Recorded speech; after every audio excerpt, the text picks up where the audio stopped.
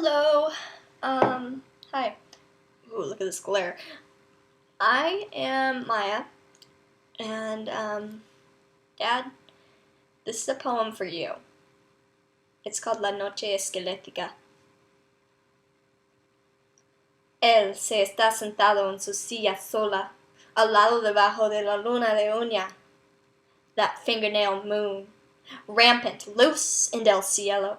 Once tucked behind yellow streetlights, now spills out in a flood of dusk to leapfrog over lush cushions of cloud that brood above the husk of his house, to lash out loud with the silken cord of moonbeam, free, conqueress of the rolling sky, twirling in flight over her own atmospheric sea, howling in barbarian delight war cries, to twist white peaks tall in the tide, but below, in the casa sola all is somber tonight, and the cracked oak table where he resides creaks even under the weight of a half-empty glass of spilled tequila.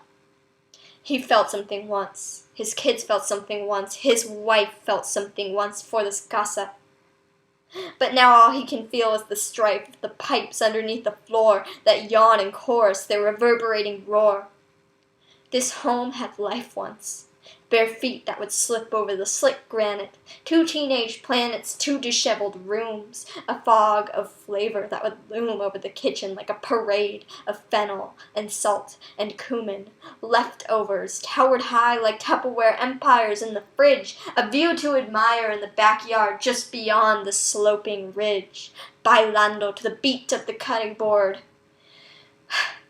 to the cacophonous crash of the washing machine eternally thrashing like a captured shark, the gentle brush of fractured palm fronds over their trunks as they'd samba with crows and larks.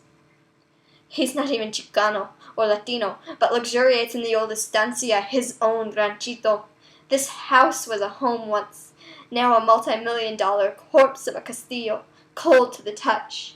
Its hallways are hollowed except for the drone of coyotes at midnight. He's alone, consumed by spite and stoned and swallowed by the drink. He's swallowing, wallowing in his self-generated despair, entombed in his lair. Once a smooth-talking Dr. Debonair, diminished to a sulking silhouette, a smoking gun whose shrapnel bullets are wedged somehow into anyone he ever pretended to care for. An explosion on legs, a frayed mind gone haywire, fire burnt out to ashes, and dregs, asking for forgiveness by her first name because his plea is familiar, asking for forgiveness like it were a cheap street drug stashed in plastic baggies in the city curb, asking again and again because insanity has no learning curve, but love and reconciliation can only be earned. Toda está tranquila a la medianoche, y las estrellas para arriba se brillan. Midnight settles in dormant and still, sticking like nettles in his motionless, chilled body. His spirit need not feel fatigued as it seeks release, tiptoeing on tendrils of fogs, treading tediously along the brim of the heavens, skimming diamond-flecked rib cages of the constellations, like the luxurious limbs of calaveras, trespassing on sagrada tierra.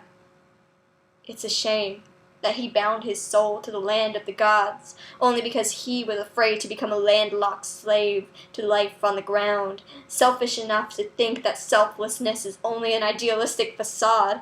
But look how the self-obsession and narcissism has played him now, with a metal ankle bracelet and anguish heavy upon his brow. Gracias.